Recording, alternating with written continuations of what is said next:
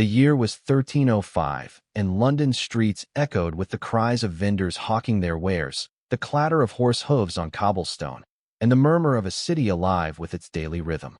But on this particular morning in August, something different was brewing. The usual sounds of a busy metropolis were soon to be drowned out by the roar of a bloodthirsty crowd.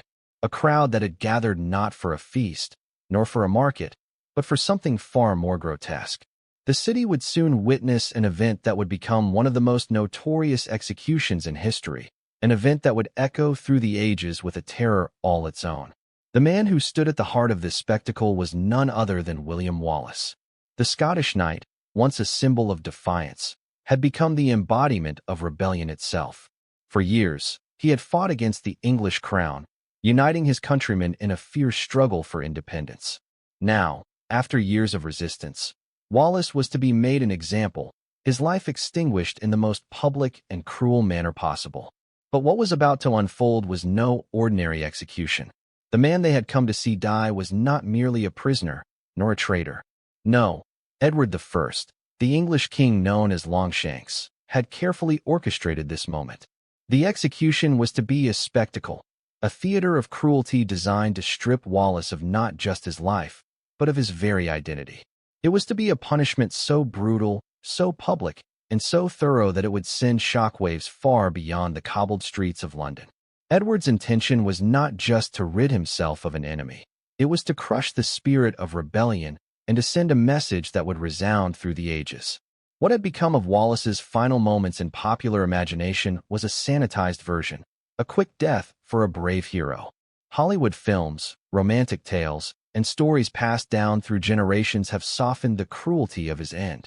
But the reality of what happened that day in 1305 was far more sinister, more deliberate, and infinitely more brutal. The death of Wallace was not merely about ending the life of one man. It was about obliterating the very idea of Scottish resistance. It was about showing the people of Scotland, and all who might dare to rebel, the absolute cost of defying the crown. To understand the full horror of what happened that day, we must first grasp the world that created it. Scotland, in the late 13th and early 14th centuries, was a land caught in a fragile balance between independence and subjugation. The idea of nationhood was still forming, loyalty was often determined more by survival than sentiment, and betrayal was a common currency. The Scottish Wars of Independence, which had flared up in the wake of a succession crisis, had not just been a battle for land. They had been a battle for the soul of a people. Edward I, the man who would later be immortalized for his cruelty, saw Scotland not as a sovereign nation, but as a rebellious province. It was a land to be conquered, pacified, and brought under his direct control. To Edward, Wallace was more than just a thorn in his side. He was a symbol, a living embodiment of defiance. And that, in Edward's mind, could not be allowed to stand. William Wallace, however, had not started as a nobleman with ambitions of power. He was a minor landowner, driven by personal loss and national outrage. His family had suffered under English occupation, and when he raised his sword at Stirling Bridge in 1297, he did so not out of a lust for power, but out of a deep sense of injustice. Wallace's victory at Stirling Bridge was more than tactical, it was symbolic. It proved that English heavy cavalry could be defeated, that Scottish independence was not merely a pipe dream, but a possibility. But Edward I, known for his ruthlessness in quelling rebellion and his brutal suppression of the Welsh, was a king who did not tolerate defiance. For him, rebellion was like a fire. If left unchecked, it could spread like wildfire. And Wallace's success, small though it may have been, could not be allowed to stand. It had to be extinguished, and with it, any hope of Scottish independence. Thus, Edward devised a plan for Wallace's punishment that was as much about sending a message as it was about executing a man. It wasn't enough to kill Wallace. The king needed to make an example of him. His death had to be horrific, public, and well-documented, something that would serve as a warning not just to Wallace's followers, but to anyone who dared challenge English authority. This was not simply about ending a life. It was about systematically destroying everything that Wallace represented. A man who had once been a hero to his people would now be turned into a symbol of the ultimate punishment for defiance. In the eyes of Edward I, this was justice. And in the eyes of the people who would witness it, it would be something far darker. The punishment reserved for traitors in medieval England was called hanging, drawing, and quartering, an execution so horrifically detailed that it became a symbol of power, control, and intimidation. For Edward I, this was not simply a method of ending a life. It was a theatrical performance designed to convey his unyielding authority. Wallace's death was to be a spectacle that would leave an indelible mark on the collective consciousness, a message so terrifying that it would resonate through the ages. Each aspect of the punishment carried symbolic meaning, a methodical destruction of the very essence of the man. First, Wallace was to be drawn, a term that refers to being dragged through the streets, bound to a hurdle, a wooden frame pulled behind a horse. This was no simple journey to the execution site. It was an intentional public degradation. The streets of London, bustling with people, became the stage for this grim performance. The route was designed to maximize Wallace's humiliation, drawing as many spectators as possible. As the horse dragged Wallace through the city, the cobblestones scraped his body, leaving a trail of blood behind him. The streets became a canvas, painting a chilling picture of suffering for all to witness. The crowds that lined the streets were a curious mix. There were those who were simply seeking to satisfy their own bloodlust, eager for the spectacle. Others were English patriots, their fervor fed by the notion that they were watching the death of a traitor who had defied their king. There were also those who, for reasons beyond comprehension, reveled in the suffering of another human being. And all of them, these ordinary citizens of London, were there to watch as Wallace was torn apart. This was not a somber procession. It was an event, a carnival atmosphere where the price of admission was the life of a man. Once Wallace reached his final destination, Smithfield, the execution ground, the spectacle escalated further. The scaffold was built specifically for this moment, and the crowd here was even larger. Vendors set up stalls selling pies and ale, and spectators vied for the best vantage points.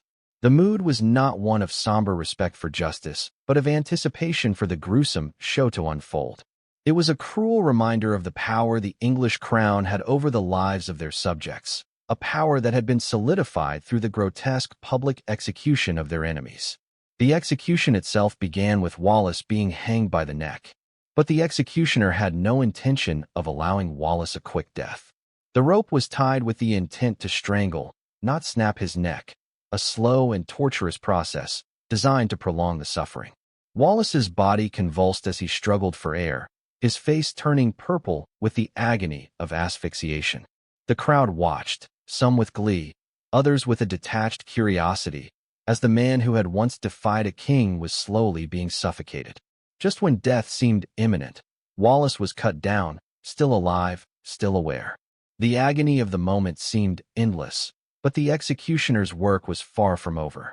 With practiced skill, he began the second phase of the execution, disemboweling Wallace while he was still conscious. The process was grotesque, and as the executioner worked, he held up each organ for the crowd to see before tossing them into a fire. The symbolism of this act was unmistakable. By burning Wallace's entrails, the authorities were not just killing him, they were destroying his humanity, removing the very essence of who he was. In medieval thought, the bowels were considered the seat of emotion and compassion. To burn them was to symbolically strip Wallace of the human qualities that made him more than just an enemy of the crown. As the flames rose, so did the stench of burning flesh. The crowd, intoxicated by the spectacle, seemed to feed off the scene of unspeakable horror. Wallace, despite everything, remained conscious, his eyes open, his spirit seemingly unbroken. He did not cry out in agony. He did not beg for mercy. He simply endured. Some accounts suggest that Wallace continued to speak in his final moments, though what he said was lost to history. Was he defiant, resigned, or simply stunned by the madness unfolding around him? We may never know. The last act of Wallace's execution was the beheading. It was swift, but no less brutal. With one stroke of the axe, his head was severed from his body. But even in death, the humiliation continued. The head, still dripping with blood, was held up for the crowd to see. A final display of power over the man who had once been the symbol of Scotland's resistance. The severed head was then dipped in tar, preserving it for public display. It was mounted on a spike on London Bridge, where it would serve as a grim reminder to anyone who dared challenge the English crown. Meanwhile, Wallace's dismembered body was cut into 4 quarters, each piece sent to different towns in Scotland: Newcastle, Berwick, Stirling, and Perth.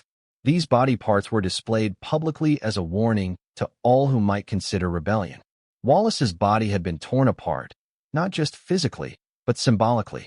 The message was clear: the consequences of defying Edward's rule were absolute destruction. To understand why William Wallace's execution unfolded the way it did, we must first step back and explore the world that birthed both him and his relentless resistance to English rule. Scotland in the late 13th and early 14th centuries was not a unified, confident nation as we might imagine today. Instead, it was a land in the midst of a precarious struggle, caught between the rise of national identity and the threat of subjugation by a foreign crown.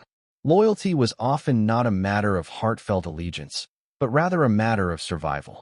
The idea of nationhood was still in its infancy, and clans, not kingdoms, often dictated the politics of the day. In this world of fractured power and fragile alliances, Scotland was embroiled in what would become known as the Scottish Wars of Independence. The seeds of this conflict were sown in a deeply divisive succession crisis. The death of Alexander III, the last of the Scottish kings of the old line, had left Scotland without a clear heir, and the resulting instability had invited English interference. Edward I of England, who was also known as Longshanks, saw an opportunity in Scotland's vulnerability. He acted swiftly, and the situation escalated when Edward made a bold claim to be the protector of Scotland, an assertion that Scotland's nobles initially accepted. This would not be the last time Edward sought to bring the Scots under his thumb.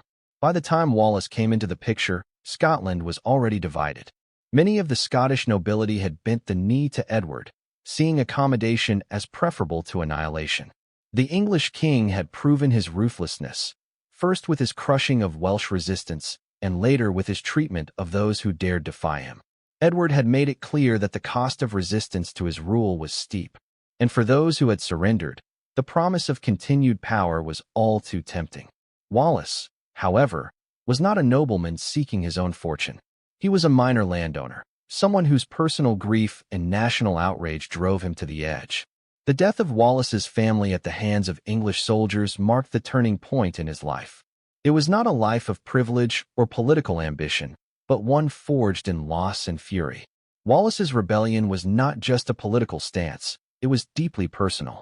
His decision to take up arms against the English was not driven by a desire for power, but by a desire for justice and retribution. When he raised his sword at the Battle of Stirling Bridge in 1297, it was with the weight of 1,000 wrongs on his shoulders. Stirling Bridge itself, while a tactical victory for Wallace and his ragtag forces, was also a symbol. It proved that Scottish forces, though outnumbered, could stand against the might of the English military. Wallace's success at Stirling was not just about military strategy. It was about proving to his countrymen that resistance was not only possible, it was necessary. The idea of Scottish independence, once thought to be a pipe dream, began to take root in the hearts of many. The English, however, were not blind to this threat. Edward I's reaction was swift and brutal. The loss at Stirling had ignited a fear in him, fear that the rebellion would spread beyond Wallace and become a widespread movement that would threaten English control over the entire British Isles. Edward had learned the harsh lessons of rebellion from his campaigns in Wales, and he was determined not to allow Scotland to follow in the same rebellious footsteps. He was a king who believed in absolute power, and for him, defiance was a fire that had to be extinguished. Edward's plan for Wallace, then, was clear. He could not merely be defeated. He had to be crushed, not just as a leader, but as a symbol of defiance. The king knew that the fate of Wallace would send a message, a warning, to anyone who might dare challenge the English crown. For Edward, Wallace was not just a man. He was a representation of all the Scottish rebels who had dared to dream of a free Scotland. And that dream could not be allowed to persist, let alone grow.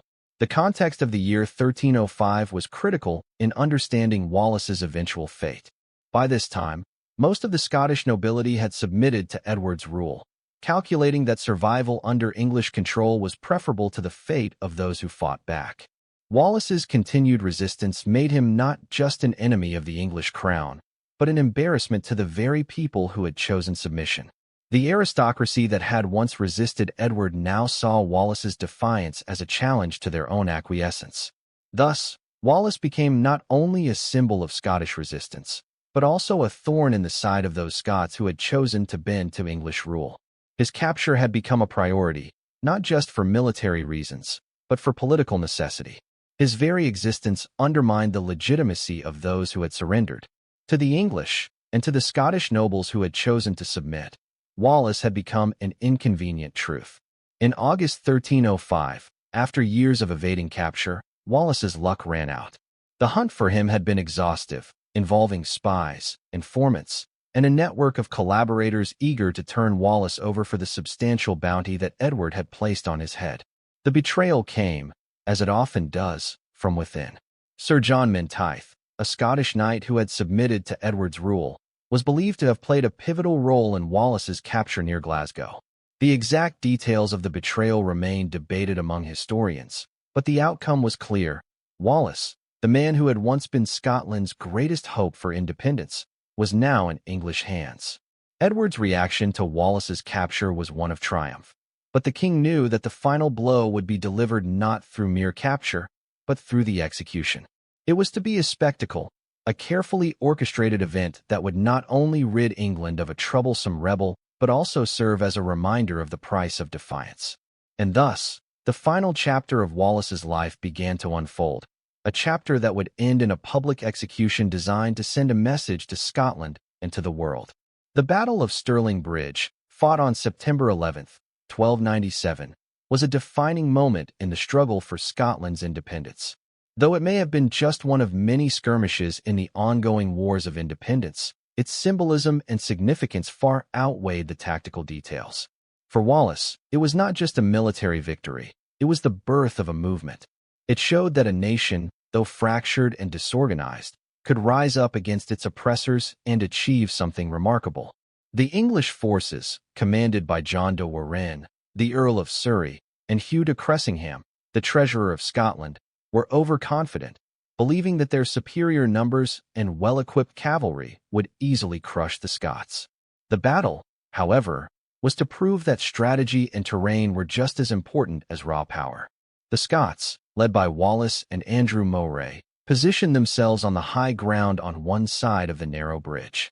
When the English cavalry charged across the bridge, the Scots unleashed a devastating attack, trapping the English forces in the narrow choke point.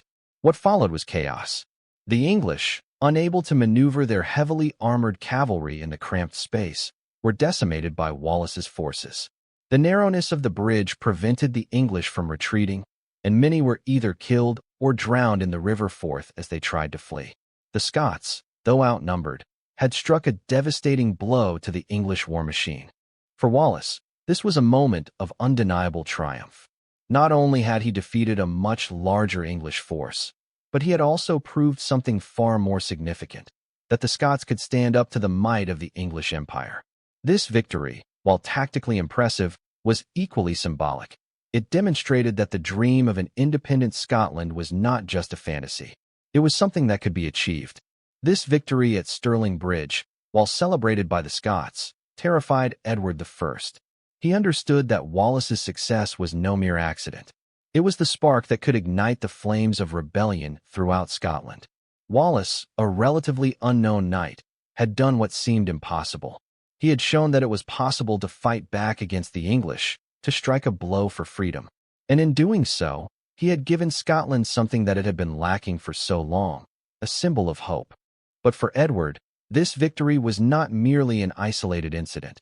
It was a dangerous precedent. The defeat at Stirling Bridge humiliated Edward, who had prided himself on his military prowess. The loss also put the English occupation of Scotland in jeopardy. Edward was not a king known for his patience when it came to challenges to his authority. The very idea that a small group of Scots, led by a single knight, could defy his might and succeed was intolerable. For Edward, the defeat at Stirling was not just a military setback. It was a challenge to his authority as king of both England and Scotland. As a result, Edward resolved to crush this rebellion once and for all. Wallace's success at Stirling Bridge could not be allowed to stand. It was a symbol of defiance that could inspire others, and that was a risk Edward was unwilling to take. He would do whatever was necessary to quash the rebellion and ensure that the idea of Scottish independence was snuffed out for good. But Wallace was no ordinary rebel. His victory at Stirling had turned him into a symbol of resistance, not just for the Scots, but for all those who had been oppressed by English rule. For Edward, Wallace had become more than just a man. He was a symbol of everything he feared, a rallying point for the oppressed, a leader who could inspire a nation to rise up against the English crown. Wallace's victory at Stirling Bridge did more than just shift the balance of power on the battlefield. It had a profound impact on the Scottish psyche. For the first time in years, the Scots had seen that their fight for independence was not hopeless. They had a leader who was not only capable of defeating the English, but was willing to risk everything for their cause. Wallace became a beacon of hope for those who had long given up on the idea of Scottish freedom. Yet, as much as Stirling Bridge had emboldened Wallace and his followers, it also marked the beginning of his eventual downfall. Edward, humiliated by his defeat, would stop at nothing to crush the rebellion. Wallace's victory, which had seemed so promising, would be followed by even greater hardships. But it was not just the English that Wallace had to worry about. As the years passed, the political landscape of Scotland itself would begin to shift. Wallace, once seen as the symbol of resistance, would eventually become an embarrassment to those Scots who had chosen to submit to Edward's rule. The battle for Scotland's freedom was far from over. Wallace had ignited a fire, but it was one that would continue to burn long after his death. His fight was not just against the English. It was against the internal divisions that plagued Scotland itself.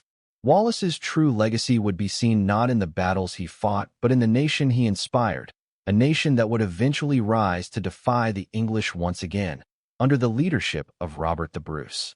Edward I of England, known as Longshanks, was not a ruler who would tolerate the defiance of his authority. For much of his reign, he was a king driven by a singular vision: to consolidate England's dominance over the British Isles. His ruthlessness had already been proven in his campaigns against the Welsh, and his reign was marked by a relentless desire to bring every corner of the Isles under English control. This vision of English superiority was more than just political ambition. It was a matter of personal pride and national identity. Longshanks, a man of striking physical stature and a commanding presence, was a monarch whose wrath could obliterate entire cultures and histories. He viewed rebellion not just as a challenge to his rule, but as a threat to his very conception of order. In his eyes, the idea that Scotland, his neighbor, his vassal, could resist his authority was intolerable. He was determined to crush it by any means necessary, and Wallace's defiance made him the perfect target. Edward's rule had been built on the concept of absolute power. His ability to bend his subjects, Welsh, Scottish, and even English nobility, to his will was legendary. His suppression of Welsh independence had been brutal, resulting in the forced submission of native Welsh leaders and the establishment of English control over the region. But his conquest of Scotland was proving more difficult than he had anticipated. Wallace's victories, particularly at Stirling Bridge, had begun to undermine Edward's assumption that the Scots were a broken people, too divided to fight effectively.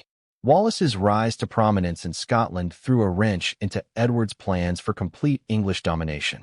The battle at Stirling Bridge was a humiliating blow, not just for Edward's military strategy, but to his entire approach to Scotland. Wallace had proven that a well-led group of men, even against overwhelming odds, could defy the English and strike a meaningful blow against their imperial ambitions. The idea of a Scotsman, not a noble or an established ruler, rallying the people to stand up to England was both a personal affront and a political problem for Edward. To Edward, Wallace represented more than just a rebel knight. He represented the very spirit of resistance that had to be extinguished at all costs. Edward's ruthlessness was not merely the mark of a conqueror.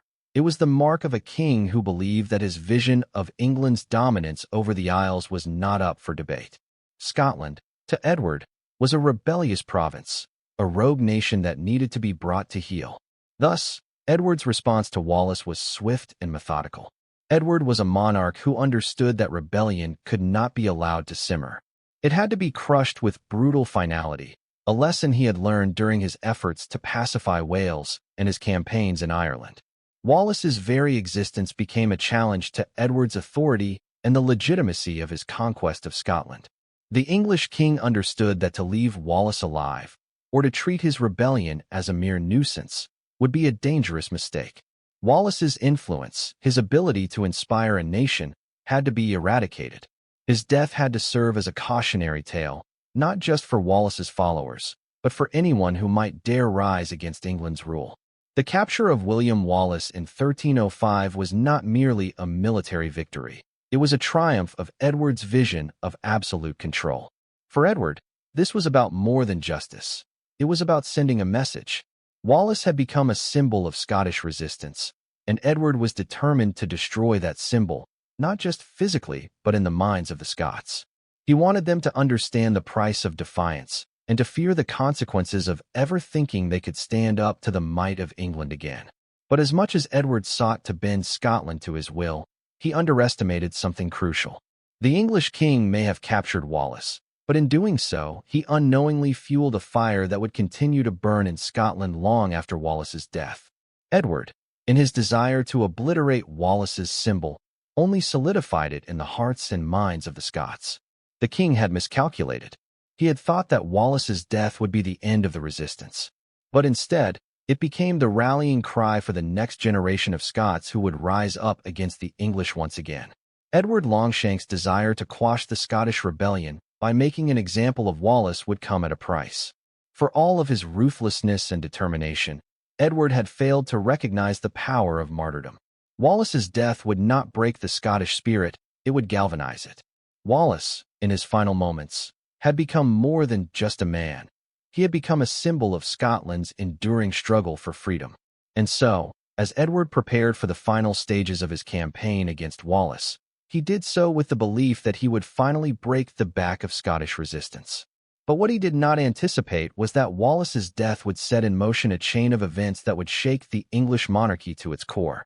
By the time of Wallace's capture in 1305, Scotland had become a land divided, not only by the English crown, but by its own fractured aristocracy. While Wallace continued to lead the charge for freedom, many of Scotland's most powerful nobles had already submitted to Edward I's rule, calculating that survival was more important than resistance. This submission had come at a steep cost.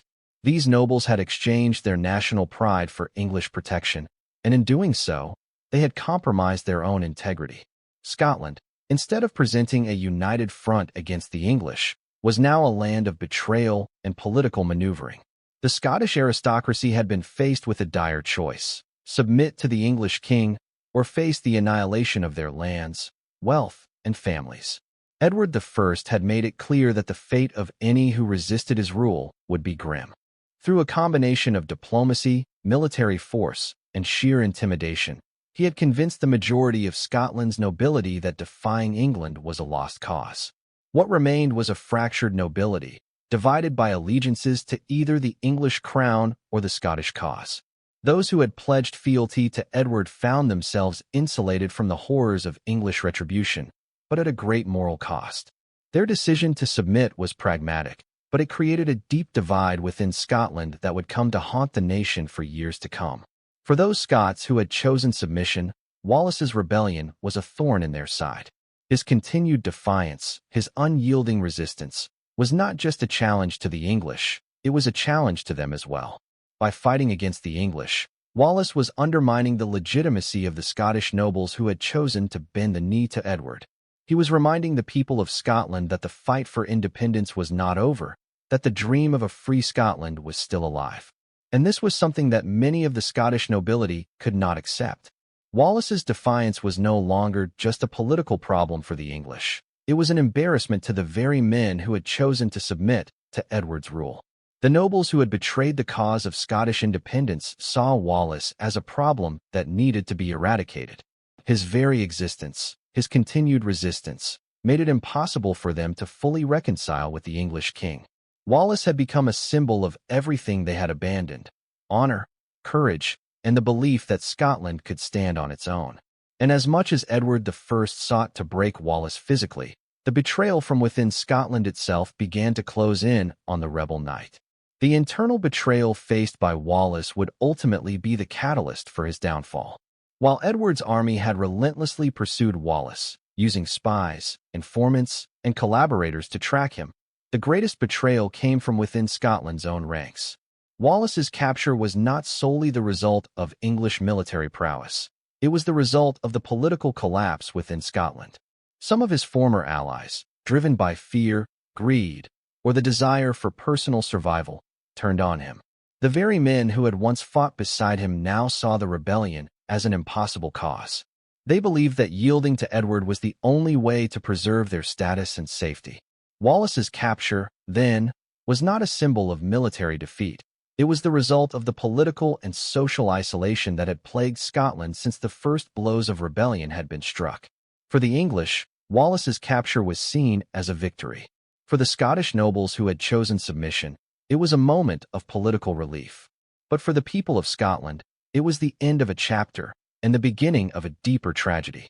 Wallace had become a hero, not just of the people but of the idea of Scottish independence. His death would not just mark the end of a rebellion. It would mark the beginning of a legacy that would inspire generations of Scots to rise again. But in the moment of his capture, the Scots were still a fractured people. Wallace, once the hero of the resistance, had been turned into a symbol of defiance, and now he would be turned into a martyr. His death, while a victory for Edward, was a heavy blow to the Scottish cause. For many of the Scottish nobles, Wallace's continued resistance had become an embarrassment, a constant reminder of their own failure. And yet, for the common people of Scotland, Wallace had become something more, a symbol of the hope that Scotland could one day be free from English rule. In the aftermath of Wallace's capture, Scotland's political landscape would begin to change. The nobility who had once opposed Wallace's rebellion would attempt to move forward, seeking favor with the English crown. But for the people, Wallace's martyrdom would keep the fire of resistance alive. The death of Wallace would not quench the thirst for freedom, it would intensify it. The hunt for William Wallace, once the symbol of Scottish defiance, was a relentless and highly orchestrated pursuit. Edward I, the English king who had built his empire through domination and cruelty, knew that Wallace could not be allowed to live. The fear of what Wallace had come to represent, to the English as a thorn in their side, and to the Scots as a beacon of hope for independence, meant that his capture was a matter of political and military urgency. For years, Wallace had evaded capture, leading a guerrilla campaign against the English forces. His tactics were unconventional and difficult for Edward's armies to predict. He operated in the shadows, using the rugged terrain of Scotland to his advantage, constantly slipping through the fingers of those who sought to capture him. Wallace was a man on the run, but he was also a man who knew the land and understood the hearts of his people. His ability to inspire, to rally men to his cause, made him a powerful symbol of resistance. But no man can hide forever, and the walls of betrayal slowly began to close in around him. The hunt for Wallace was not simply the result of military pursuit. It was a deeply political operation. Edward I knew that the longer Wallace remained free, the more dangerous he became. His victories at Stirling Bridge and Falkirk had proven that Wallace could lead the Scots to significant victories against the English, and the more he succeeded, the more his cause would attract support from those who had been passive, apathetic, or even hostile to the idea of rebellion. The English crown placed a bounty on Wallace's head, a reward that served as both a temptation and a threat. Edward's administration in Scotland, filled with spies, informants, and collaborators, worked tirelessly to isolate Wallace from potential allies. It was a network of betrayal that spread throughout the land, where fear and greed motivated some to turn against Wallace in exchange for safety, wealth, or a claim to the English crown's favor. The trust that Wallace had once had among fellow Scots began to erode, as former allies began to fear the repercussions of continued association with the outlaw leader. The betrayal, as it often does, came from within. Sir John Menteith, a Scottish knight who had once fought alongside Wallace, is believed to have played a key role in the capture. Menteith, having submitted to English rule, was faced with the choice between Wallace's rebellious cause and the security offered by Edward I's empire. His decision was made in the cold calculus of survival. The precise circumstances of Wallace's betrayal are still debated by historians, But what remains clear is that, by August 1305, the net had tightened around Wallace, and the moment of capture was at hand. Edward's forces, aided by Menteith's knowledge of Wallace's movements, set the trap. Wallace was finally captured near Glasgow. The man who had once been the embodiment of defiance and the hope of a free Scotland was now a prisoner in the hands of the very forces he had fought for years to expel from his homeland. The news of his capture was met with jubilation in London and across England, but for the Scots, it was a bitter blow, a moment that would signal both the end of an era and the beginning of a tragedy that would shape their future. Yet Wallace's capture was not the end of his story. It was merely a new chapter in the saga of Scotland's resistance. In many ways, his capture only served to solidify his place in history as a martyr. His fate, now sealed by the English king, was to become the ultimate symbol of Scotland's struggle for independence. Wallace's name, once associated with rebellion and resistance, would now be immortalized in the collective memory of the Scots as a symbol of the cost of freedom. But before he could become the symbol of martyrdom, Wallace had to endure a journey that would test his very spirit. Edward I knew that Wallace's capture would not be enough. He had to break the man, to humiliate him before he died, to show Scotland what would happen to anyone who dared rise against the English crown. The journey from Scotland to London was not just a physical relocation. It was a psychological battle.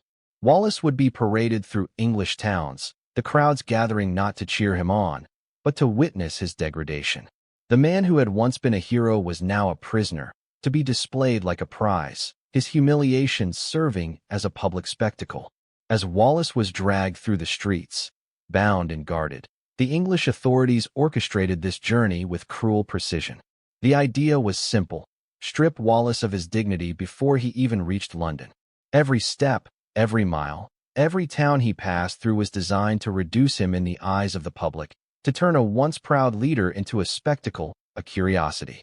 The spectacle of Wallace's suffering was meant to send a message not just to the people of England, but to the people of Scotland. The rebellion was over. The hope of independence had been crushed, and all who defied the English crown would meet the same fate. The psychological warfare was just as powerful as the physical. Wallace's identity as a leader of men, a symbol of Scotland's resistance, was being systematically dismantled.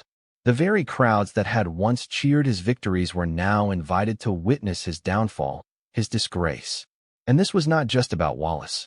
This was about breaking the spirit of Scotland itself. By the time Wallace arrived in London, he had already endured weeks of suffering.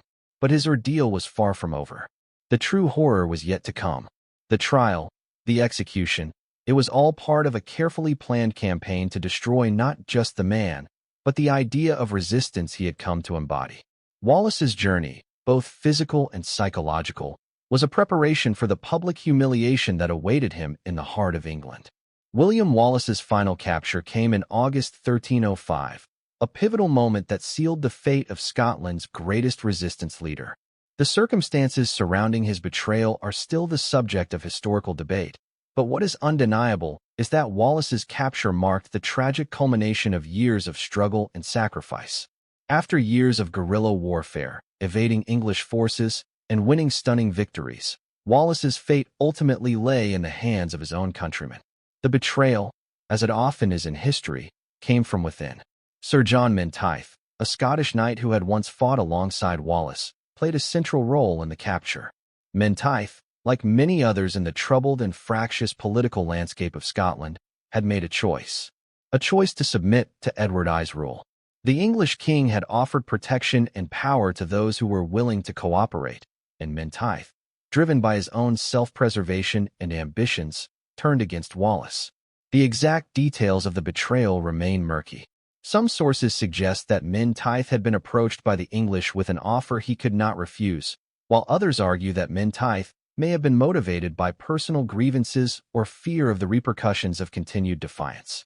Whatever the case, the decision to hand over Wallace to Edward's forces marked a profound shift in the Scottish struggle for independence. Wallace's capture was not the end of his rebellion, but a painful reminder of the deep divisions within Scotland itself. The Scottish nobility had already been divided by their allegiance to the English crown. Wallace's resistance was seen by many as a challenge not just to the English, but to the political order within Scotland. His fight for independence, while noble, was no longer the cause of a united nation. Wallace had become an embarrassment to those who had chosen submission, and his continued defiance threatened their ability to maintain their own power under Edward's protection. As Wallace was seized, the English rejoiced. To Edward I, the capture of Scotland's greatest hero was a victory, a moment to be savored. The hunt for Wallace had lasted years, and now, finally, the English king would have his prize. But the true tragedy of Wallace's capture lay not in the military success of the English, but in the internal collapse of Scotland's resistance. Wallace, once the symbol of Scottish defiance, was now isolated, betrayed not just by the English, but by his own countrymen. For Wallace, the betrayal came with a sense of shock, though it was a fate that had long been hanging in the balance.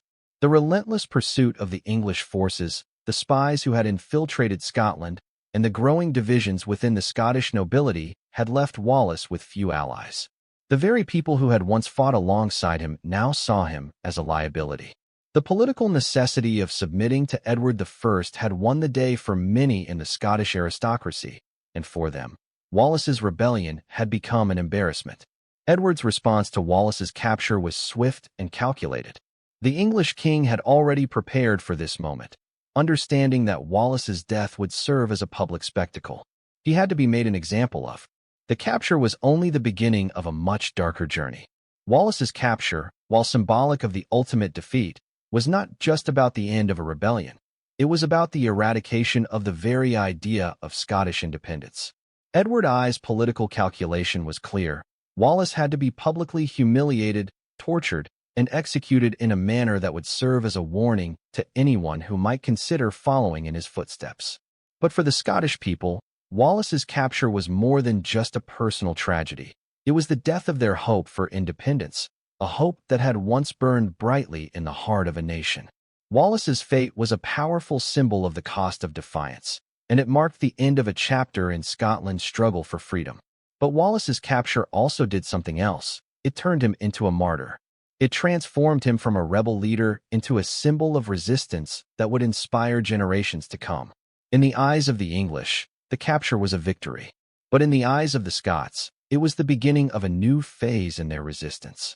Wallace's death would not silence the call for Scottish independence, it would fuel it. The betrayal near Glasgow, and Wallace's eventual capture, did not mark the end of Scotland's fight for freedom. If anything, it only strengthened the resolve of those who remained committed to the cause. Wallace had become a martyr, and his name would live on as a symbol of Scotland's ongoing struggle against the English. His legacy, forged in betrayal and hardship, would continue to inspire future generations of Scots to rise up against tyranny, no matter the cost. William Wallace's journey from the rugged terrain of Scotland to the heart of London was more than just a physical relocation. It was a calculated psychological operation, designed to strip him of his dignity and reduce him to a mere object of public spectacle. The authorities in England, under Edward I's directive, knew that Wallace's execution could not merely be a matter of legal proceedings. It had to be a performance, a show of dominance and control that would send shockwaves through Scotland, reminding the Scots of the true price of defiance. And so, Wallace's journey to London was an integral part of this theater of cruelty. Bound and shackled, Wallace was paraded through the streets of England. A man who had once been a symbol of resistance now reduced to a prize for the English to display. The English king had carefully orchestrated every detail of this procession. Wallace's humiliation was to begin even before he arrived at the execution ground. The journey was as much about breaking his spirit as it was about simply transporting him. He was not just a prisoner. He was a spectacle for the masses to witness. The procession was designed with one purpose in mind: to degrade Wallace before he even reached London. Each town and village he passed through became a stage for his public humiliation. As he was dragged through the streets, crowds gathered to witness his downfall. Some watched in curiosity, others with joy, but all were complicit in the spectacle. The processions were not spontaneous affairs. They were calculated events, designed to maximize the public shame of Wallace and turn him into a living symbol of submission to the English crown. As Wallace was dragged through the streets, the The physical pain of the journey was compounded by the psychological torment of being paraded like an animal through hostile crowds. The route had been carefully planned to ensure that as many people as possible would witness his suffering. The cobblestones of England's towns tore at his flesh as he was dragged, leaving a trail of blood that marked the path of his final journey. It was not just a journey from Scotland to London. It was a journey through a landscape of humiliation, where every step was meant to strip away his humanity. But even as he was paraded through the streets, Wallace's defiance remained. Though his body was shackled and broken, his spirit seemed unbowed. His eyes, according to some accounts, remained fixed on some distant point, as if he was seeing beyond the immediate horror of his situation. He did not cry out for mercy, did not beg for his life. The executioners had expected to see a broken man, one who would beg for his release, one who would show the crowd the fear of a man about to meet his end. Instead, they were met with silence, the defiance of a man who, even in his final moments, refused to be reduced to a mere victim. The crowds along the route were a mix of curiosity seekers, English patriots, and those who simply took pleasure in the suffering of others. Medieval executions were not somber affairs. They were public events, often treated like festivals, where vendors sold food and drink to the assembled masses. For many in the crowd, this was not just a public execution. It was a form of entertainment. As Wallace was dragged through the streets, the authorities encouraged the crowds to jeer, to throw refuse at him. They wanted the humiliation to be complete, and the crowds, emboldened by the authority of the king, willingly obliged. The behavior of the onlookers was a testament to the power of the English king to transform a man into a spectacle. It was not just the physical destruction of Wallace that was being executed. It was his very identity, his humanity, being stripped away. Wallace's captors were meticulous in their planning, ensuring that every step of his journey was designed to increase his suffering.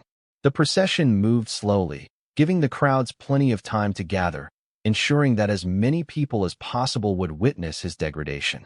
The slow pace allowed the humiliation to build, to be prolonged, until it reached its inevitable climax in the heart of London.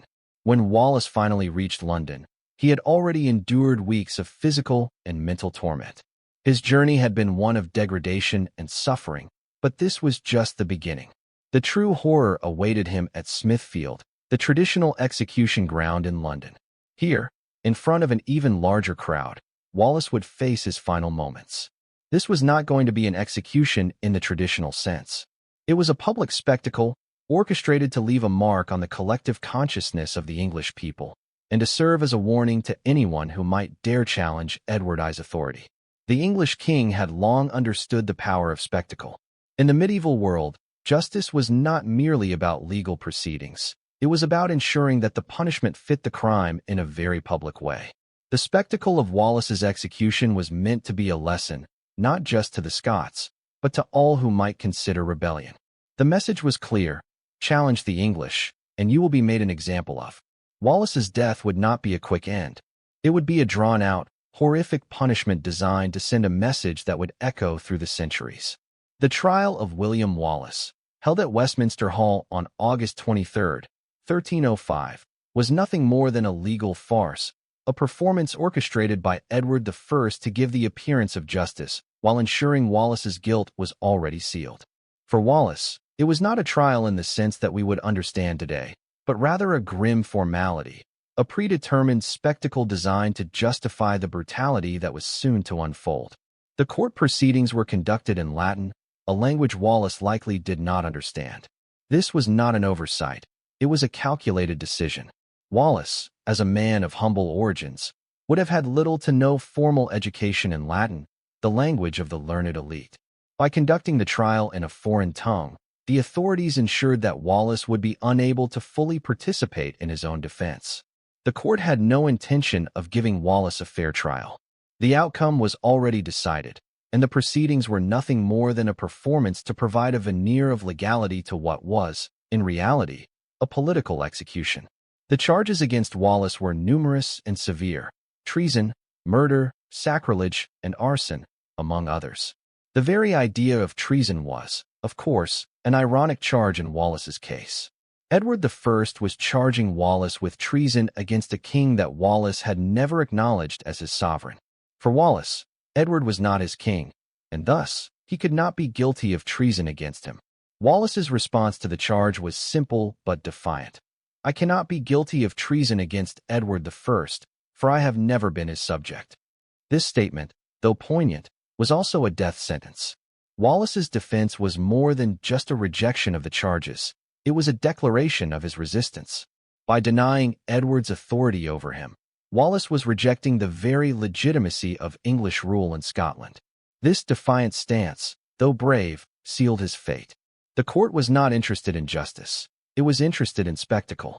The trial was a mere formality designed to justify the cruelty that would soon follow. The charges of murder and sacrilege were equally politicized. They referred to Wallace's attacks on English soldiers and clergy during his campaigns. These charges, while real, were presented in such a way as to depict Wallace not as a freedom fighter but as a common criminal, a murderer who had no noble cause, no reason for his actions other than personal violence. This portrayal was designed to strip Wallace of his heroic status and reduce him to the level of a lawless rebel. The English legal system, under Edward I's direction, had become a weapon of state terror. It was not there to uphold justice or fairness, but to serve the crown's interests. Wallace was to be punished not for any actual crimes, but for being a symbol of defiance, one that Edward could not afford to leave unpunished. His trial, though legally flawed, served a critical propaganda purpose. It was an attempt to turn Wallace from a leader of rebellion into a mere criminal, a lawless figure who had no place in the future of Scotland. The trial was a grand affair, held in Westminster Hall, one of the most prestigious locations in London. The hall was filled with spectators, many of whom had no interest in the legal proceedings but were there to witness the drama unfold. This was, after all, not a private legal matter but a public spectacle. The crowd, composed of English citizens and foreign dignitaries, was there not to hear a fair trial, but to witness the destruction of a man who had dared to challenge their king. Wallace's trial was a mockery of justice. The decision had already been made. The charges were crafted to justify the severity of the punishment. The judges, all appointed by Edward, had no intention of giving Wallace a fair hearing. They were there to ensure that Wallace's fate was sealed, and that the show of a trial would provide the illusion of legal legitimacy. When the verdict was read, guilty on all counts, it was not a surprise. It was a formality, a required step before the true horror of Wallace's execution could take place. Edward I's decision to put Wallace on trial was not motivated by any sense of fairness or justice. It was part of a larger strategy to use Wallace's death as a tool of terror. The trial was a way to create a legal framework for the execution that would soon follow. It was a performance to give the English crown the appearance of righteousness, while in reality, it was a calculated maneuver to strip Wallace of his dignity and to destroy the symbol of Scottish resistance that he had become. As Wallace was sentenced to the most brutal of punishments, it became clear that the trial had not been about delivering justice. It had been about creating a spectacle that would ensure Wallace's humiliation and send a message to anyone who dared rise against Edward's rule. Wallace's fate had been sealed long before he entered Westminster Hall. The trial was a formality, a grim charade that added an air of legitimacy to what was, in truth, a political execution. The sentence handed down to William Wallace was as much a message as it was a punishment. It was a statement, a theatrical performance designed to demonstrate the English king's absolute authority and to obliterate the very idea of Scottish resistance. The form of execution chosen, hanging, drawing, and quartering, was reserved for the most heinous traitors and was designed not just to end a life, but to annihilate it, body and soul. Each element of this punishment was carefully planned to degrade Wallace in the eyes of the public, to strip him of his humanity, and to erase any trace of the man who had once stood as a symbol of hope for Scotland. The hanging, while typically the first step in the execution of traitors, was not meant to kill quickly. Wallace was to be hanged by the neck, but the rope was tied in such a way that it would ensure he did not die immediately. Instead, he was meant to suffocate slowly, his body struggling for breath in the presence of a crowd that had gathered not for justice, but for spectacle. This prolonged agony was designed to show the public the price of defying the English king. Once Wallace was hanged and barely alive, the second phase of his punishment began, the drawing. The term drawing referred to being dragged through the streets of London on a hurdle, a wooden frame that was drawn by a horse. It was a public humiliation designed not just to break the body, but to break the spirit. As Wallace was dragged, the crowds were meant to witness his degradation. His blood would leave a trail on the cobblestones of London, a mark of his suffering. This was not an execution in the quiet, solemn sense of the word. It was a performance, a display of power and control meant to show all of Scotland what would happen to those who dared defy Edward I. But the cruelty of the execution did not end with the drawing. Wallace was then to be disemboweled while still alive. The act of disemboweling a person was not just a form of physical torture, it was a symbolic act. In medieval thought, the bowels were considered the seat of human emotion and compassion. By removing Wallace's internal organs and burning them in front of him, the executioners were performing an act of profound humiliation. It was not just his body they sought to destroy, it was his humanity, his very soul. Wallace would watch as his entrails were tossed into the flames, reducing him not only to a corpse, but to a symbol of the crushing power of the English crown. After disemboweling him, Wallace's head was to be severed from his body. The executioner's axe would end his suffering with a single stroke, but even then, the humiliation continued. Wallace's head, still dripping with blood, was to be displayed on London Bridge for all to see. This was not a quiet burial. It was a public exhibition, a grim warning to anyone who might consider rising against the English. The severed head would be dipped in tar to preserve it, ensuring that Wallace's disgrace would last for years to come. But Wallace's body was not to be treated any less brutally. After his execution, his body was to be quartered, cut into 4 pieces, each one sent to a different Scottish city: Newcastle, Berwick, Stirling, and Perth. The display of Wallace's dismembered body was meant to send a message not just to Scotland, but to all of Europe. The English would stop at nothing to maintain their control.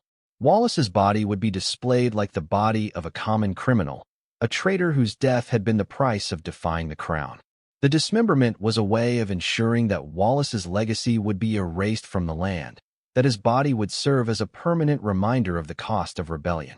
In many ways, Wallace's execution was not just a death, it was a statement about power, about the ability of a king to crush a rebellion and erase its symbols. Edward I had chosen this punishment not just to kill Wallace, but to break the spirit of Scotland itself.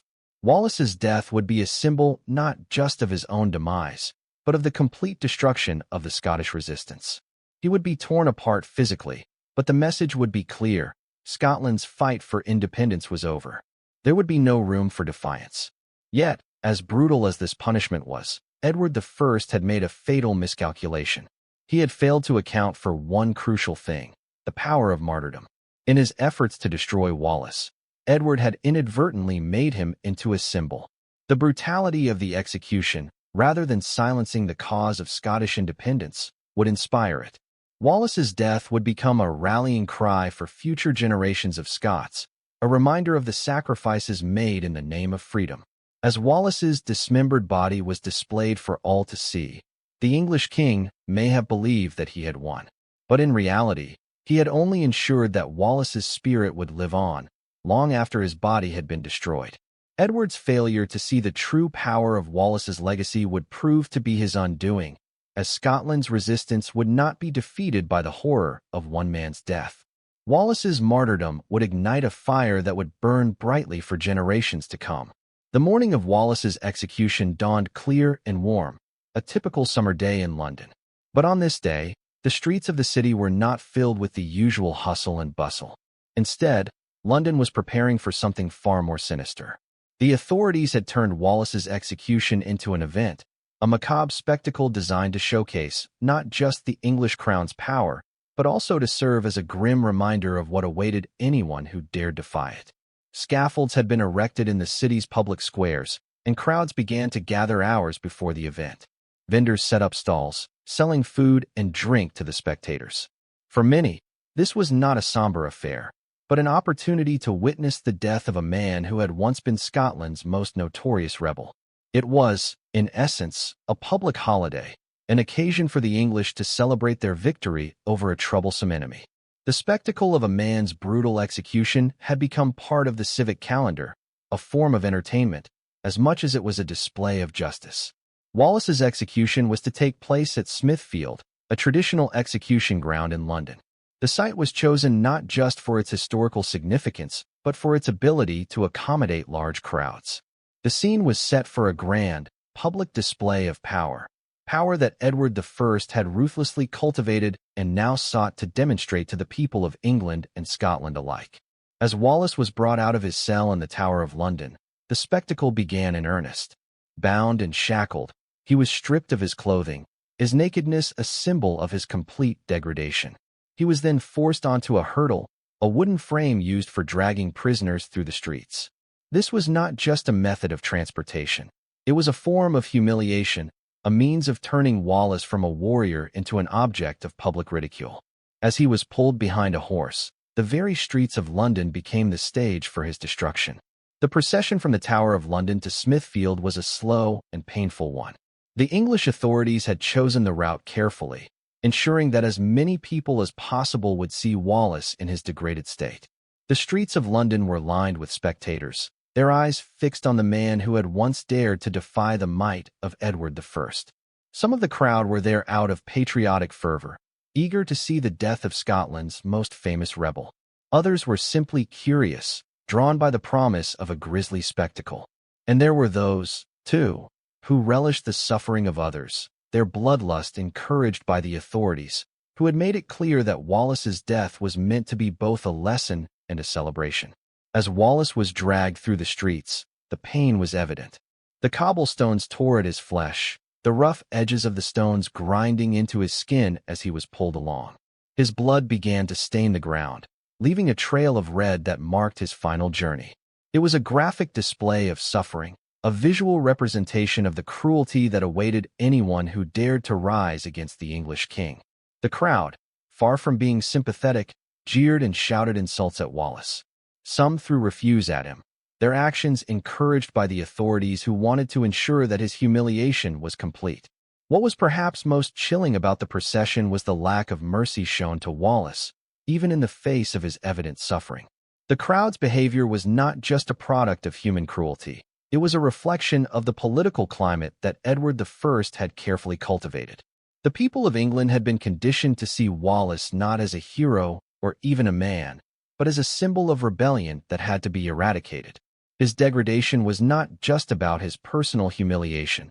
It was a collective act of submission to the power of the crown. The English authorities had ensured that the crowd's participation in Wallace's humiliation was not merely passive. They were encouraged to be active participants in the destruction of a man who had once stood as the embodiment of Scottish resistance. Despite the brutal treatment he was enduring, Wallace never cried out. His eyes, according to some accounts, remained fixed on some distant point, as though he were seeing beyond the immediate horror of his situation. Whether this was defiance, resignation, or simple shock, it remains unclear. But what was unmistakable was that Wallace, even as he was dragged through the streets of London, maintained a stoic silence. This, in many ways, became one of the most defining features of his final moments. His refusal to beg for mercy or show fear would later become part of the legend of Wallace. It was a final act of defiance, a refusal to allow his captors the satisfaction of breaking his spirit. When Wallace finally reached Smithfield, the execution ground, the scene was set for the final act of this horrific public spectacle. The crowd had grown larger, and the atmosphere had turned from one of curiosity to one of eager anticipation. The executioners, professionals who had likely performed dozens of similar killings, were ready to begin their work. The stage was set for the culmination of a spectacle that was not just a punishment, but an event designed to send a message to all who might dare defy the English crown. Wallace's suffering had become a public display, and his death was now more than just an execution. It had become a symbol of Edward I's power, a reminder to all of Scotland and beyond that resistance to the English king would be met with the full force of his brutality. Wallace was no longer just a man. He had become an object, a symbol to be broken before the eyes of the world. And as the executioner prepared to carry out the gruesome task that awaited Wallace, It was clear that this was not simply about ending a life. It was about creating a spectacle that would be remembered for generations. The execution of William Wallace was not a simple act of justice. It was a brutal ritual designed to maximize suffering and humiliation. As Wallace was brought to the scaffold at Smithfield, the English authorities had already ensured that this would not be a quiet or solemn affair. This was a carefully orchestrated public spectacle, a display of Edward I's power and control, and a statement to the Scots that any defiance would be met with the full force of the English crown. Wallace was first hanged by the neck, but the executioners ensured that this was not a quick death. The rope was positioned in such a way that it would not snap his neck, but instead would strangle him slowly. The crowd watched as Wallace's body convulsed, his face turning purple, struggling for breath. The public nature of this act was deliberate. Edward wanted the spectators to witness the agony of a man who had once been a hero of resistance. The longer Wallace struggled for air, the more his suffering would be prolonged, the more the spectacle would make its mark on the crowd. Yet, this was only the beginning. Once Wallace was hanging, barely conscious and on the brink of death, the executioner cut him down while he was still alive. This act of savagery was meant to prolong his agony, to drag out his suffering for as long as possible. The crowd, eager for the next phase of the spectacle, watched as Wallace was forced to endure further torment. His disembowelment, the next step in the execution, was as gruesome as it was symbolic. Wallace was still alive, still aware, as the executioner cut open his abdomen and removed his internal organs. The sight of this brutal procedure, with Wallace's entrails being held up for the crowd to see before being thrown into the flames, was a public display of cruelty. The burning of his organs was a deliberate act, meant to symbolize not just his physical destruction, but the obliteration of his humanity. In medieval thought, the bowels were considered the seat of emotion and compassion. By removing and burning Wallace's entrails, the authorities sought to destroy the very essence of who he was as a man. This act of disemboweling him was not just a form of physical torture. It was a way of symbolically stripping Wallace of his dignity, reducing him to something less than human in the eyes of the crowd. The executioners were not just killing him, they were destroying his very identity. Wallace, the symbol of Scottish resistance, was being broken down, piece by piece, in front of an eager public. The crowd at Smithfield, once curious and entertained by the spectacle, now found themselves complicit in the horror. They cheered, jeered, and laughed, feeding off the suffering of Wallace. Their participation in the spectacle was not just encouraged by the authorities, it was expected. The English crown had designed this execution not as a moment of solemn justice, but as a public event, a form of entertainment, where the pain and death of a man could be enjoyed by all. The psychological impact of the execution was as important as the physical destruction of Wallace. The crowd, by witnessing this brutality, was being conditioned to accept the power of Edward I, to understand that resistance would not only fail, it would be punished in the most horrific way possible. Despite the sheer horror of his disembowelment, Wallace remained conscious throughout. Some accounts suggest that he continued to watch as the executioner held up each organ for the crowd to see before throwing them into the fire. Wallace did not scream or beg for mercy. Instead, he endured. His stoicism, his refusal to give in to the torment, became one of the most enduring features of his legend. Even as his body was torn apart, Wallace's spirit seemed to endure. Witnesses to the execution were horrified by the sounds of Wallace's suffering.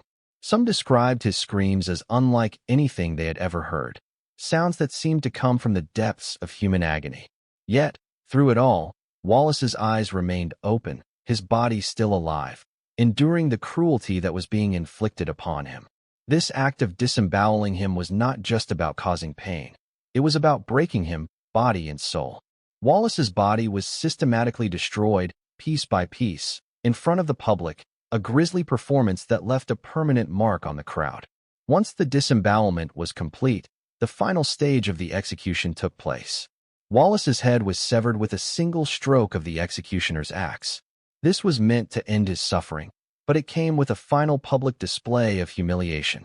Wallace's head was held up for the crowd to see, still dripping with blood, before being set aside for preservation. It was then dipped in tar to keep it intact, ensuring that Wallace's humiliation would last long after his death. His head was mounted on a spike at London Bridge, where it would remain as a gruesome warning to anyone who might dare challenge English authority. Wallace's body was then dismembered, his limbs cut into 4 quarters. Each quarter was sent to a different Scottish city: Newcastle, Berwick, Stirling, and Perth, where they would be displayed publicly.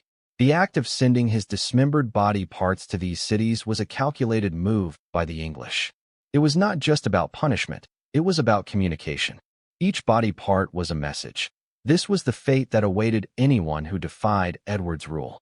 By displaying Wallace's dismembered body, the English crown was reminding the Scots of their subjugation and the price of resistance.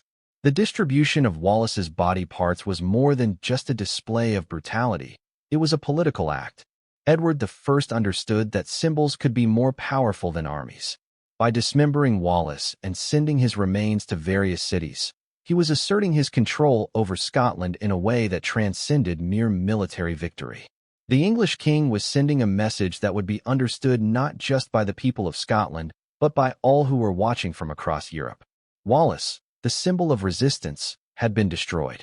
His body, like his cause, had been torn apart.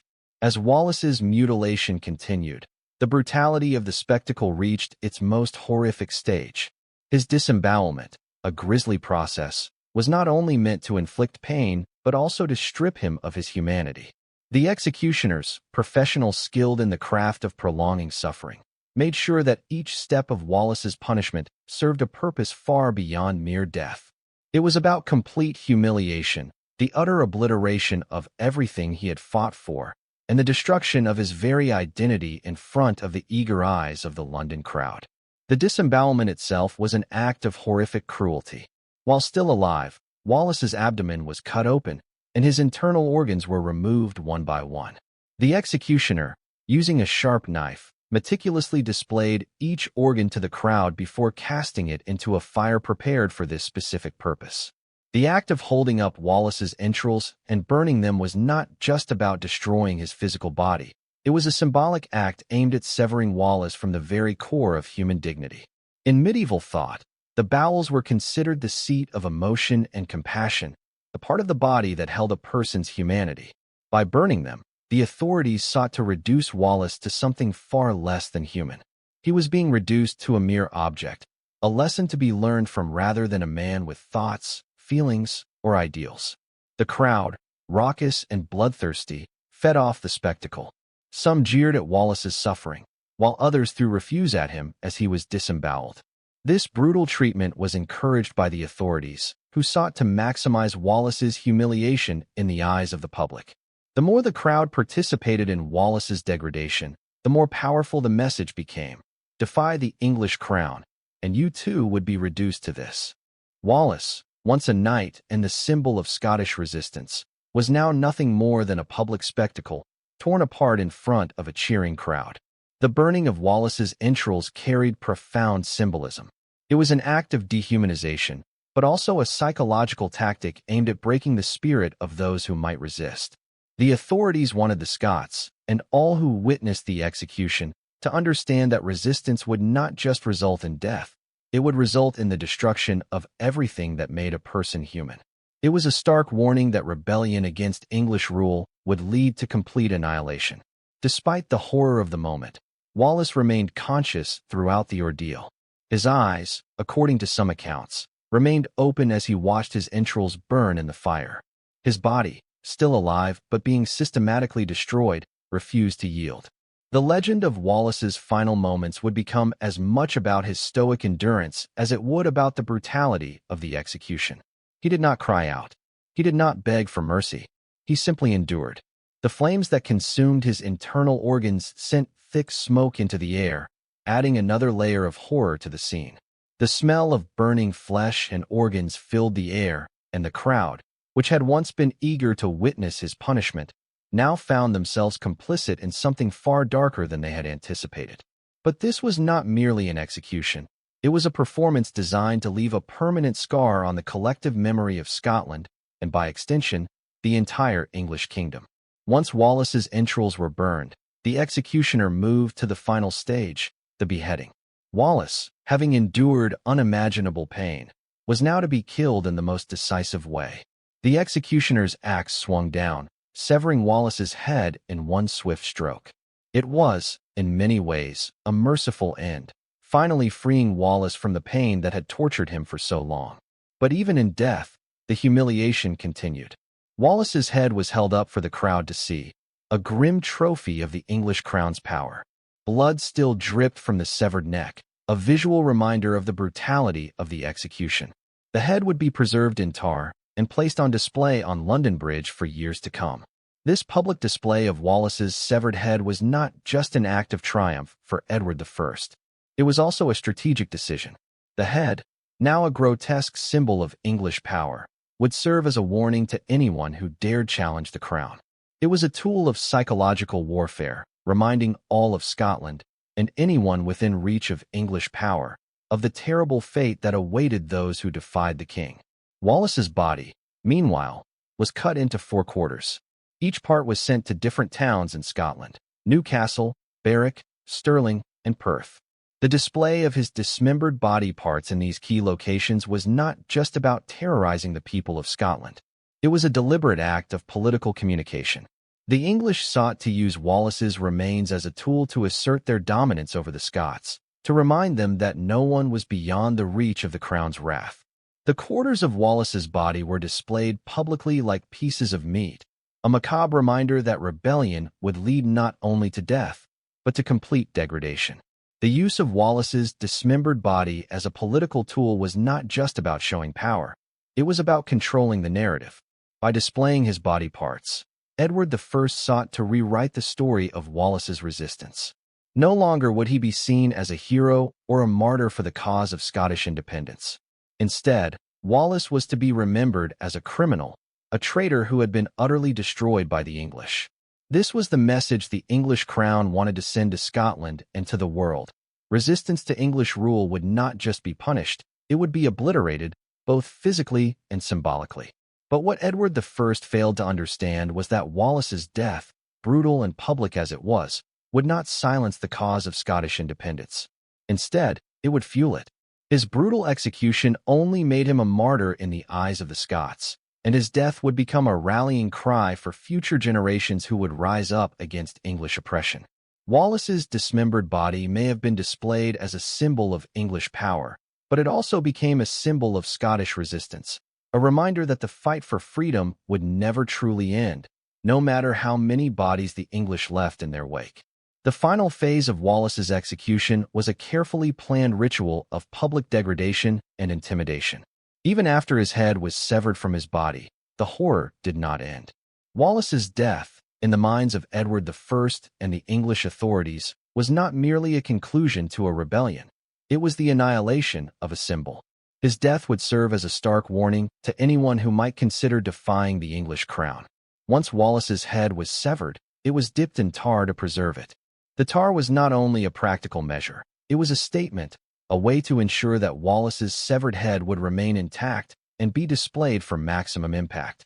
The preserved head was then mounted on a spike atop London Bridge, where it would remain for years. The placement of Wallace's head on London Bridge was not a mere afterthought. It was a carefully chosen location, visible to all who passed through the city. It was the gateway to London, the heart of the English Empire, and the perfect place for a grim reminder of the power of the crown. The head, still dripping with blood, would be seen by thousands of travelers, foreign dignitaries, and common Londoners alike. Every person who passed under London Bridge would be confronted with the gruesome spectacle of Wallace's defiled body, a symbol of the English crown's absolute control over the Scottish people. The decision to leave Wallace's head on display for so long was not simply about asserting dominance. It was about shaping the narrative surrounding his death. Edward I sought to rewrite the story of William Wallace from that of a hero and freedom fighter into that of a criminal, a traitor, and a man who had been properly punished for his defiance. The English crown understood the power of symbols, and they hoped that the public display of Wallace's head would permanently erase the idea of Scottish resistance. It was a cruel form of psychological warfare, a way of telling the Scots that their dreams of independence had been extinguished, and anyone who dared to challenge English rule would meet the same brutal fate. But the psychological power of Wallace's execution extended beyond the spectacle itself. Edward I's plan to break the spirit of Scottish resistance did not stop at the public display of Wallace's head.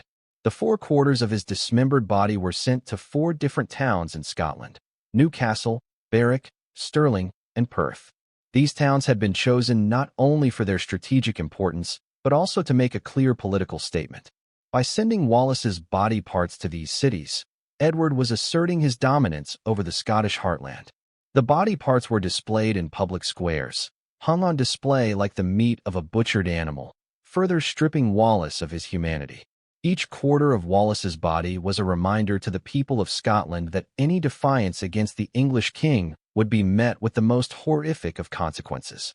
This gruesome display of Wallace's body parts served a dual purpose. On one hand, it was meant to terrify the Scottish population, to ensure that no one would dare rise up against Edward again. The message was simple: rebellion would not only lead to death, but to a fate worse than death: public humiliation and destruction. On the other hand, Wallace's dismemberment and the public display of his body parts were meant to show the English crown's absolute power. They were designed to remind the Scots of their subjugation, to show that the crown's reach extended to every corner of the kingdom and that no one was beyond its power. Yet, for all the cruelty of Edward I's plan, there was an unintended consequence: Wallace's martyrdom. As gruesome and humiliating as his death had been, it only solidified Wallace as a symbol of Scottish resistance. His body may have been torn apart, but the idea of Scotland's fight for freedom had not died with him. The public spectacle of his execution, the brutality of his dismemberment, became a rallying cry for future generations. Wallace's death did not mark the end of Scottish resistance. It ignited it, fanning the flames of rebellion that would eventually lead to the rise of other leaders, most notably Robert the Bruce, who would continue the fight for Scottish independence. In a twisted way, Edward I's attempt to erase Wallace from history only made him more significant. His martyrdom became a beacon for those who would follow in his footsteps. The very cruelty of his execution became part of his legend, transforming him from a rebel leader into a hero who had sacrificed everything for the cause of freedom. His death, meant to break the will of the Scottish people, instead united them in their resolve to resist the English. Wallace, in death, became more powerful than he had ever been in life. His execution had failed to achieve its intended purpose. Instead of crushing the spirit of Scotland, it strengthened it, turning Wallace into a symbol that would live on long after his body had been destroyed. The immediate aftermath of William Wallace's execution in 1305 had a profound and unintended effect on both England and Scotland. Edward I, whose aim had been to crush the rebellious spirit of Scotland, found that his victory, though brutal and complete, did not yield the submission he had anticipated. Instead of the complete annihilation of Scottish resistance, Wallace's horrific death became the catalyst for a new, more defiant phase of Scottish nationalism. The English, who had witnessed Wallace's execution as a symbol of their triumph, underestimated the emotional and psychological impact it would have on the Scottish people. To them, Wallace was no longer just a man who had rebelled against their king. He was now a martyr, a symbol of resistance who had sacrificed his life for the cause of Scottish independence. His brutal execution, meant to terrorize and humiliate, instead galvanized the Scots. The execution had not broken their spirit, it had strengthened it. Wallace's death had transformed him from a man who had fought and died for Scotland into a larger-than-life figure whose legacy would fuel the flames of resistance for years to come. The immediate effect of Wallace's death was chaos within Scotland. Many of his supporters, who had followed him through the years of rebellion, either fled the country or submitted to English rule. The brutal nature of Wallace's execution served as a stark reminder of the terrible price of defiance. The fear of facing such a fate, being dragged through the streets, disemboweled, and dismembered, was enough to break the resolve of many of Wallace's former allies. The English, in their desire to extinguish the rebellion, succeeded in forcing many Scots into submission, choosing to live under Edward's rule rather than face the same horrific punishment as Wallace. Yet, as the dust settled in the wake of Wallace's death, it became clear that Edward I's attempt to permanently suppress the spirit of Scottish resistance had failed. Wallace's death had sparked a fire that could not be extinguished. His martyrdom inspired others to continue the fight, and it set the stage for the resurgence of Scottish resistance, led by figures such as Robert the Bruce, who would rise to lead the charge for Scottish independence in the years to come. The political ramifications of Wallace's death extended far beyond Scotland. The brutal public display of his execution had garnered attention from foreign kingdoms, particularly in Europe, where news of the English king's cruelty spread quickly. Edward's reputation as a ruthless monarch willing to use extreme measures to maintain control began to take shape. The international community, particularly other European kingdoms, watched with unease as the spectacle of Wallace's death unfolded. Edward's methods, while effective in the short term, would eventually contribute to England's isolation on the world stage. In the years following Wallace's death, the impact of his execution would only grow. The English crown had attempted to erase his legacy, to crush the dream of Scottish independence by destroying the man who had come to symbolize it. But instead of silencing Wallace, Edward I had ensured that his story would be told for generations to come. His death became a rallying cry for the Scottish people, an enduring symbol of their struggle for freedom and sovereignty. The psychological toll on the Scottish people was significant. Wallace's execution, with its public humiliation and grotesque violence, created a collective trauma that would become embedded in Scotland's national consciousness. The memory of his suffering, his endurance in the face of unimaginable pain, became a powerful unifying force. Wallace's death was not just the death of a man. It was the death of a symbol of resistance, and his martyrdom would forever change the course of Scotland's struggle for independence. For Edward I, the immediate aftermath of Wallace's death was a mixed victory.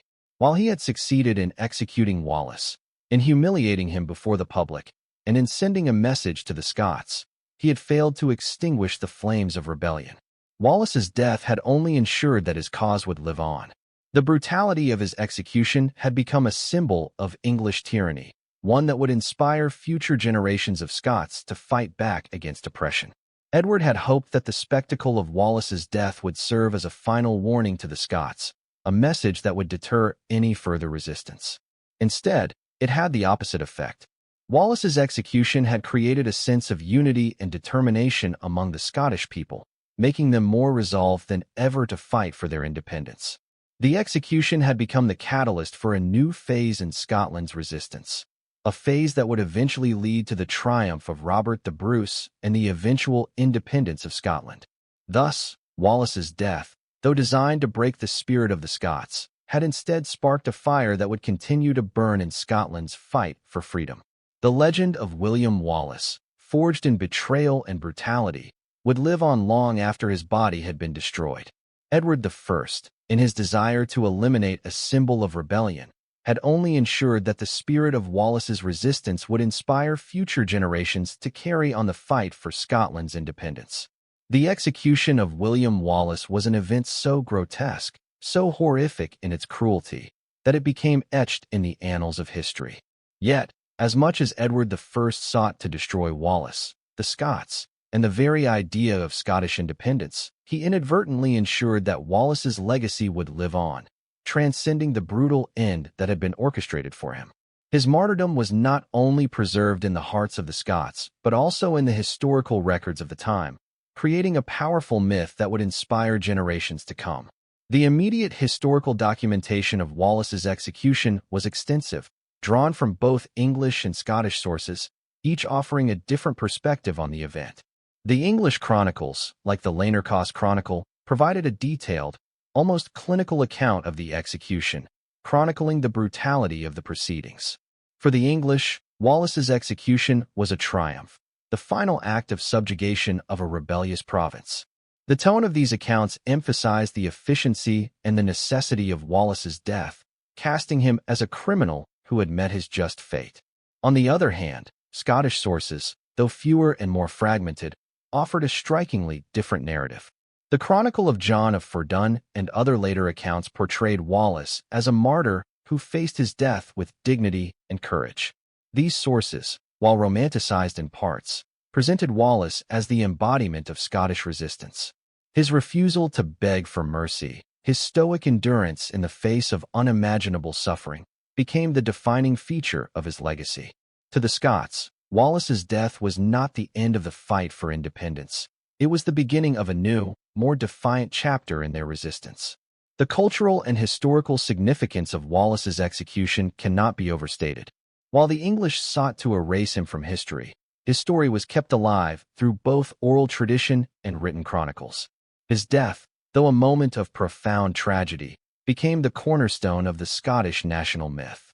It was a tale of sacrifice, of a man who gave everything for his country and its freedom. Wallace's suffering, as cruel and public as it was transformed in the Scottish collective memory into a symbol of endurance, courage, and the unyielding fight for justice. The legend of William Wallace would continue to grow in the years following his execution. Poets and ballad makers began to write songs and stories about Wallace, his life, and his death. These works, often based on a mixture of fact and myth, spread throughout Scotland and beyond, ensuring that Wallace's story was not confined to the pages of legal records or historical documents. Instead, it became part of the very fabric of Scottish identity. One of the most significant contributions to Wallace's legacy came in the form of Robert the Bruce. Wallace's execution and the brutality of his death served as a catalyst for Robert's rise to power. Bruce, who would eventually become King of Scotland, was reportedly moved to action after witnessing the execution of Wallace. The martyrdom of Wallace, his ultimate sacrifice, drove Bruce to take up the mantle of Scottish independence and led to the eventual victory at the Battle of Bannockburn in 1314, where the Scots decisively defeated the English. The psychological impact of Wallace's execution was not limited to Scotland alone. The event had far-reaching consequences, influencing not only the course of Scottish history, but also European political thought. Wallace's death exposed the extreme measures to which Edward I was willing to go to maintain control over his empire, and this brutality contributed to the growing sense of English isolation in the international community. Other European nations, particularly those that had suffered under English influence or sought to resist English domination, looked upon Wallace's execution with horror. It became a symbol of the tyranny of the English king, and it led to an increase in diplomatic tensions between England and other European powers. The legacy of Wallace's execution also extended to the development of international law and concepts of human rights.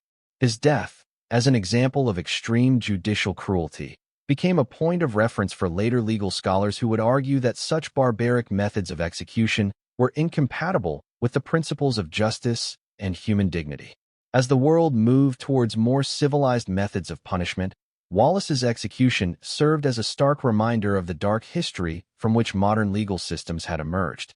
In Scotland, Wallace's legacy became intertwined with the struggle for independence. His martyrdom, far from silencing the cause, turned him into a rallying cry for all those who sought freedom from English rule. His name became synonymous with resistance, and his story was passed down through the generations as a symbol of Scotland's fight for sovereignty.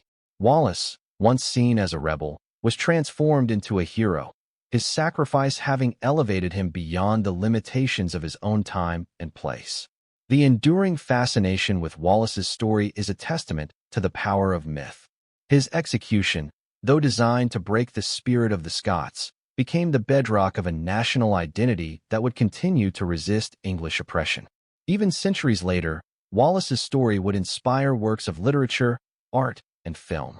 Perhaps most famously, the 1995 film Braveheart, while historically inaccurate in many respects, reignited Wallace's story for a global audience, turning him into a symbol not just of Scottish independence, but of the universal struggle for freedom.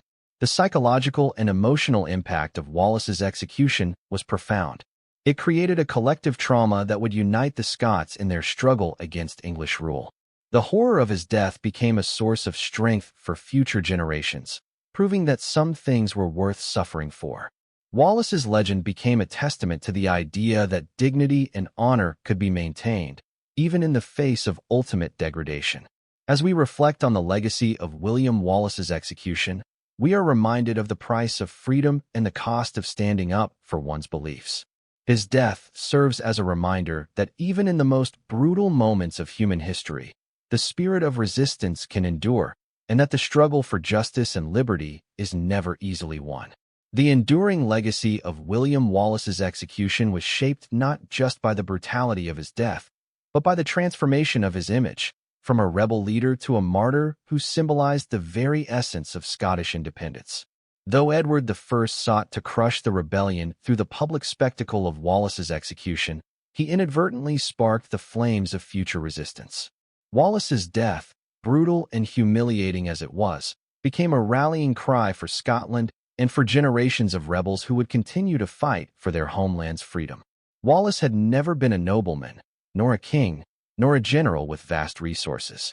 He was a landowner, a man driven to rebellion by personal loss and the suffering of his people under English occupation. His resistance was not born out of a lust for power, but out of a deep-seated belief in the right to self-rule. His victory at Stirling Bridge, where his ragtag army humiliated the English forces, made him an icon of defiance. But it was his martyrdom, following his gruesome execution, that elevated him from a mere historical figure into a symbol of the Scottish national spirit. Edward I had attempted to eliminate Wallace, to make him a symbol of defeat and humiliation. He turned Wallace into a spectacle for the crowds, showcasing his brutal execution and displaying his body parts as warnings to others. But in doing so, the English king had made a crucial miscalculation. Wallace's death only served to immortalize him. The Scots who had once feared the might of the English now saw in Wallace's sacrifice a reason to resist, a cause to rally behind. In the aftermath of Wallace's death, Robert the Bruce, who would later become King of Scotland, was reportedly moved by the spectacle of Wallace's execution. The sight of a hero who had given his life for Scotland inspired Bruce to take up the banner of independence. Wallace's sacrifice became the catalyst for a new chapter in Scotland's struggle for freedom. The horror of his death fueled the determination of those who followed in his footsteps. Bruce would lead the Scots to a hard-won victory at the Battle of Bannockburn in 1314, effectively securing Scotland's independence from England. Wallace's legacy, however, extended far beyond the military victories that followed his death. The Scots had lost a leader, a hero, but they had gained a martyr. His death, rather than quelling resistance, turned him into a symbol of everything the Scots had fought for: freedom, self-determination, and a refusal to bow to tyranny. His image was not just of a defeated rebel, but of a man who had given his life for a cause greater than himself. The transformation of Wallace from a rebel to a martyr had lasting effects on Scottish nationalism. In the centuries that followed, Wallace's story was told and retold. The legend of his courage in battle, his refusal to beg for mercy, and his stoic endurance in the face of unimaginable suffering became part of the fabric of Scottish identity. His name was invoked in ballads, songs, and poems, cementing his place as the symbol of Scottish resistance. The emotional and psychological impact of Wallace's martyrdom was profound. It united the Scottish people in a shared memory of his sacrifice. His story became a way for the Scots to connect with their past, to remember the struggle for freedom, and to find strength in the face of oppression. The brutality of his execution had created a collective trauma, but it also forged a sense of unity that transcended generations. Wallace's death was a powerful reminder that the fight for freedom, no matter how difficult, was always worth the cost. Even beyond Scotland, Wallace's legacy would inspire future generations who fought for freedom and independence. His martyrdom transcended national borders, becoming a universal symbol of resistance against tyranny. In the centuries to come, his story would be used to inspire other movements for national sovereignty and self-rule. Wallace's courage and sacrifice proved that even in the darkest of times, the human spirit could endure and rise above oppression. Wallace's impact was not just political, it was deeply cultural.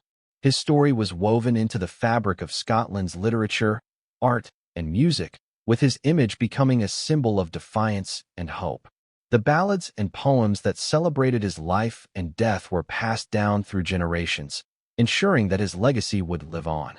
Wallace's story became not just a historical account, but a cultural touchstone, a reminder of the sacrifices that had been made for the cause of Scottish independence. As Wallace's legacy grew, so too did the myth surrounding his life. His execution, with its gruesome details, became part of the narrative of Scottish resistance. But the myth of Wallace was not just about his death. It was about his life, his courage, and his unyielding belief in the possibility of a free Scotland. The image of Wallace as a martyr, facing death with dignity and resolve, became an enduring symbol of the Scottish spirit. His martyrdom turned him into a hero who had transcended the limitations of his time, and his name would be remembered for centuries as the embodiment of Scottish resistance. Wallace's story also had a profound impact on the development of ideas about justice and human rights. The cruelty of his execution, particularly the public nature of his dismemberment and the treatment of his body, became a point of reference in later legal discussions about the treatment of prisoners and the nature of punishment. Wallace's death highlighted the extremes to which rulers would go to maintain their control, and it contributed to the evolving ideas about human dignity and the rights of individuals, even those who had been condemned. In the centuries after Wallace's death, his story would inspire not only the Scots, but also people around the world who were struggling for freedom.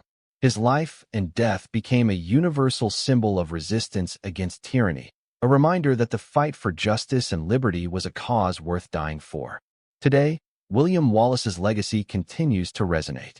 His execution, meant to crush the Scottish spirit, only succeeded in turning him into an enduring symbol of national pride and defiance. His story reminds us that the greatest victories are often moral, not military, and that even in the face of the most brutal injustice, the human spirit can endure and inspire others to continue the fight for freedom. Wallace's execution, in the end, did not destroy the dream of an independent Scotland. It made it stronger, and in doing so, it ensured that his name would live on long after the English king's cruelty had faded into history. Wallace's martyrdom became the spark that ignited the fire of Scottish resistance, and that fire would continue to burn brightly, lighting the way for future generations of Scots who would rise up in the name of freedom.